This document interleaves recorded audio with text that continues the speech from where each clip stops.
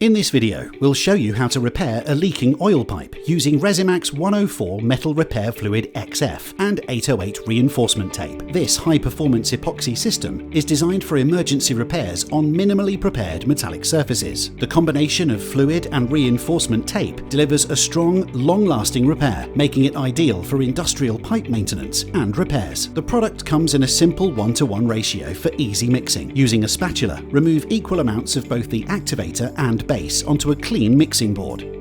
Blend thoroughly until the mixture is smooth and streak-free with a consistent light grey colour. To check if it's fully mixed, score through the mixture with the spatula. Next, cut a piece of the reinforced tape to the required size.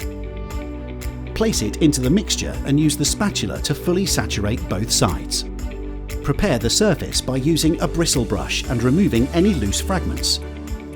Wipe away any pooled oil or grease with a clean cloth.